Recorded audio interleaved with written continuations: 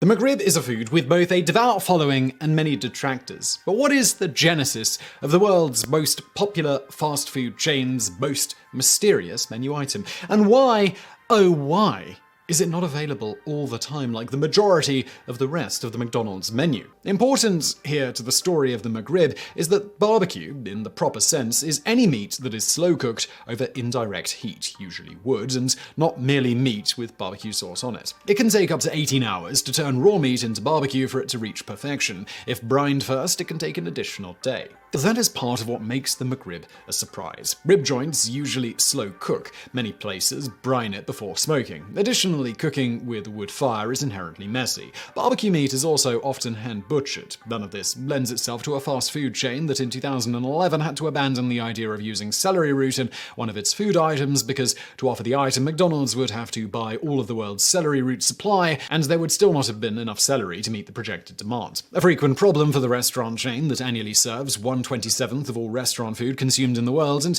caters to about 1% of the world's population on any given day. This brings us to the McRib, a confluence of several people's work and an accident of history. To wit, it exists because McDonald's underestimated the demand for chicken McNuggets and needed an additional item to offer to balance things out a bit. The goal of a restaurant like McDonald's when adding a menu item is either to bring in new customers that would not have eaten at a McDonald's or to get existing customers to choose a higher margin item than they would have otherwise ordered. To do this, McDonald's will test and then roll out new foods. When a menu item is successful, like a Big Mac or chicken McNuggets, McDonald's needs a steady stream of ingredients to support the demand. It must also be at a price that leaves them a large enough margin to justify the work involved. Enter the chicken McNugget, which was a hit, but they couldn't source enough chicken to meet demand. This was to the extent that new patrons were lost because they were turned away when they didn't want a burger. McDonald's was facing an opportunity cost here.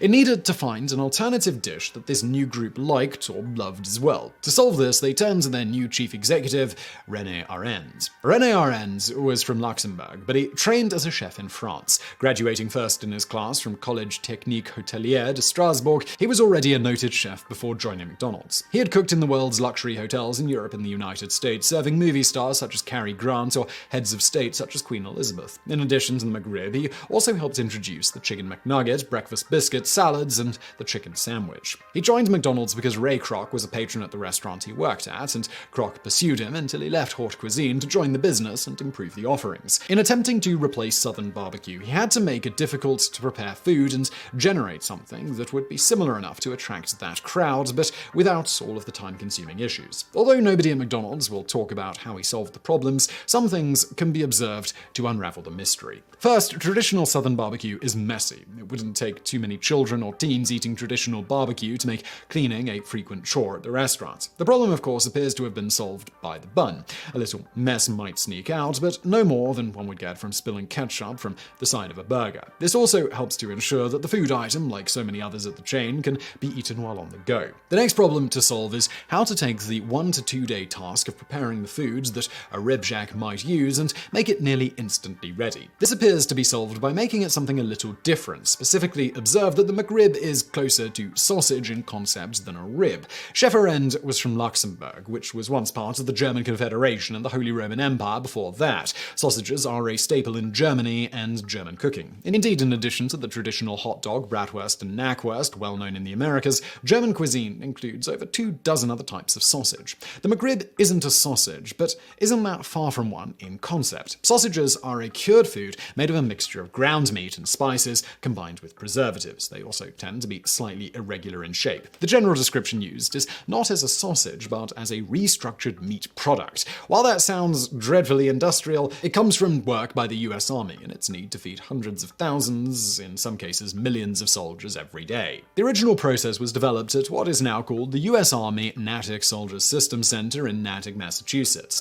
Natick's Army labs are responsible for creating the military's food, clothing, shelters, airdrop systems, and soldier support systems. The Army had already solved the problem of mass-producing a uniformly shaped, shelf-stable meat product. That process was adapted by Dr. Roger Mandigo, a meat scientist working for the Army, for McDonald's. The result is a mixture of pork shoulder and parts that might otherwise be discarded, such as pig hearts. Salt is used to extract the proteins, and that process allows the meat to be reshaped into anything. No meat from the ribs is used, although the McRib has 70 listed ingredients. The process of taking fresh pork and turning it into a McRib patty takes about 45 minutes. Processing plants butcher the hogs, the meat is chopped up, seasoned, and then transformed into the shape of ribs. It is then flash frozen to keep it safe. A 1 to 2 day process is turned into a less than 1 hour process when cooking at the restaurant is included. Add in Chef Rene's secret barbecue sauce and you have a pork sandwich unlike any other. Nonetheless, many dishes could be on the McDonald's menu that are not, such as escargot. It doesn't just have to taste good, it has to accomplish McDonald's corporate goals. In its most recent annual report to its shareholders, McDonald's states that its goals are to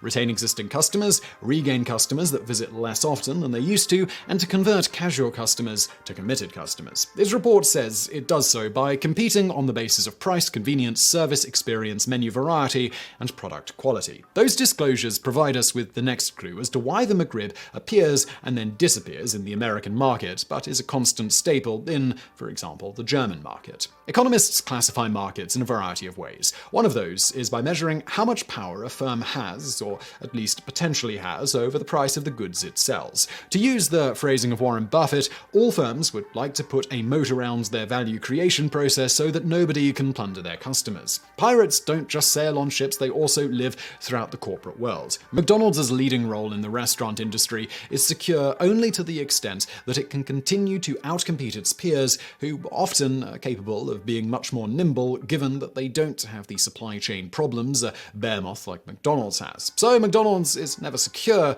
unless it makes itself so. When McDonald's entered the chicken fast food market in 1979 with the Chicken McNugget, there was little competition. Although the food had been developed during the 1950s and was similar to a schnitzel, it changed that market when McDonald's added it. Now chicken tenders and various forms of chicken nuggets are not only sold in a huge percentage of restaurants, but they can be purchased at the grocery store. To retain value, McDonald's usually engages in the form of competition that economists call monopolistic competition. The term was coined in 1933 by the economist Edward Chamberlain. His book was published at about the same time a book describing the same phenomenon was published by Joan Robinson. Both books study the idea of firms working in markets with imperfect competition. At the two extremes in economics are firms that are in perfect competition, and at the opposite ends when only one firm produces a good. Firms like McDonald's sit in that precarious middle ground. Firms that find themselves in markets with perfect competition compete only on price. They cannot do things to keep new firms out of their markets. Customers are willing to walk away at any time.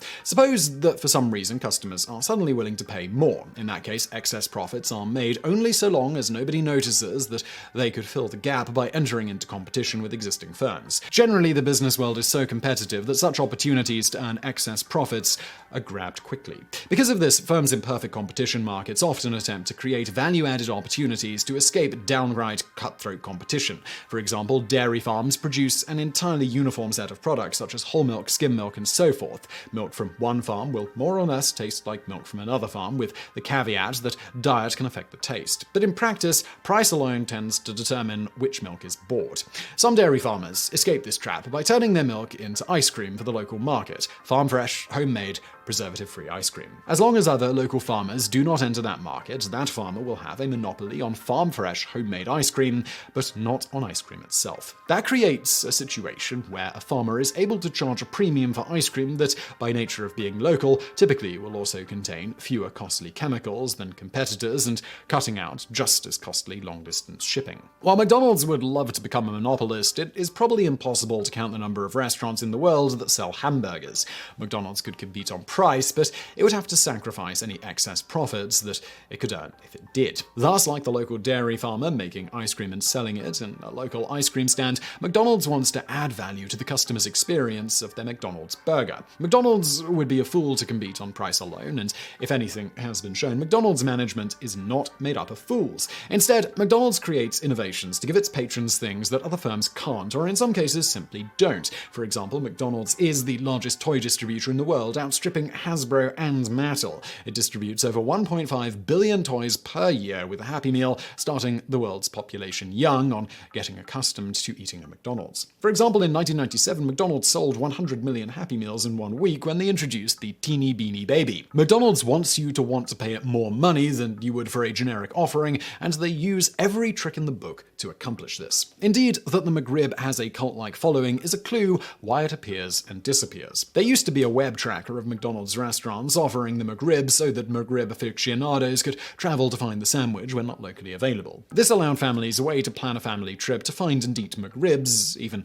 if quite a distance away. All producers want that type of fierce loyalty to their products. But here's the thing. The McRib was first introduced in 1981 and 1982. It had been test marketed in the Midwest and was a hit. However, as it rolled out nationally, sales were unspectacular and disappointing in general. Most people would expect that a product with disappointing sales would never be seen again, but that ignores a monopolist's goal: to sell something that nobody else has. Instead of looking at the sandwich as a failure, it may have been that the marketing was a failure. After all, the McRib wasn't really built to explode onto the market, but to fill the void created by inadequate chicken supplies and cater to the same customer, so they had an alternative. In 1985, it was taken off the menu, but it reappeared again in 1989, this time with a new marketing campaign.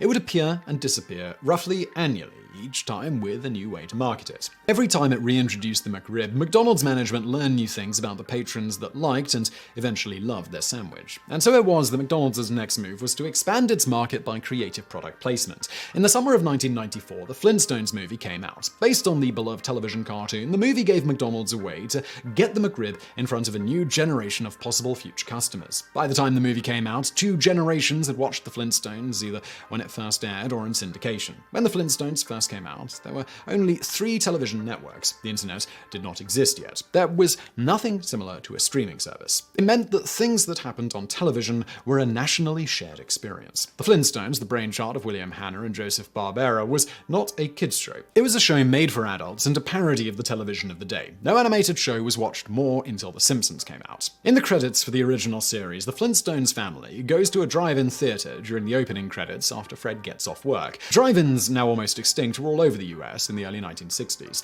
The family goes to a small drive-in restaurant that sells Brontosaurus burgers and ribs in the ending credits.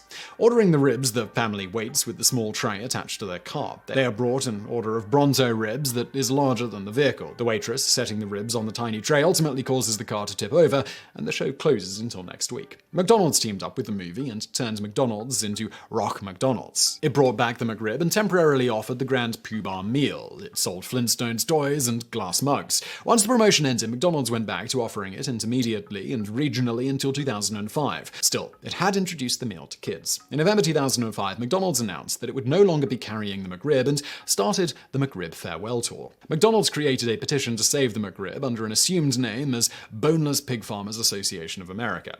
The Farewell Tour was so successful that McDonald's decided to cancel the sandwich again in 2006 and have a second farewell tour. Its success led to a third and finally a fourth farewell tour, after which it was returned to regional menus for intermittent release. The McRib was reintroduced nationally in 2010, but only for 6 weeks, beginning with the Legends of the McRib campaign. Since then, the McRib has continued with limited reintroductions, what appears to be scheduled amounts of time in specific markets. It arrives with fanfare and is suddenly gone again. Everyone that wants a McRib knows that the clock is ticking on when they can get one. So what is McDonald's doing? Well, it's controlling its profit equation. Psychologists have studied reward schedules, and random rewards produce higher response rates. Steady, stable rewards deliver lower rates. For example, hourly pay results in less work than commissioned income, especially if commissions arrive at uneven points in time. By artificially restricting the supply and making location and timing uncertain, McDonald's is priming the pump to get more people in its doors. On the other side of the equation, McDonald's has been noted as releasing the McRib when pork prices are near their bottom. It is important to remember that when McDonald's decides to sell a pork item nationally, it may be buying up pretty much all the pork available, and it doesn't want to drive up the cost of its breakfast items like the sausage McMuffin. The McRib is no longer needed as an emergency substitute for chicken. McDonald's chicken supplies are now ample and stable, but the McRib still plays a role in bringing in their patrons and their families that will come for the sandwich and nothing else. The amount of time it remains on the market market is likely dependent on how much pork can be purchased at a profitable price. Unlike some regional foods such as the McLobster roll or its peaches and mango pie, the McRib has an international following, and the world's pork supply is not diminishing. It is always available in Germany and Luxembourg for the obvious reason it is profitable, and McDonald's is paid a premium to continuously offer it. To be continuously offered in the United States, either people's tastes would have to change, or the price of pork relative to other foods would have to change. In the meantime, McDonald's has found a way to use an otherwise unpopular but relatively unique product in the fast food world to bring more consumers in and maximize profits overall, both on that product itself and others at their restaurants.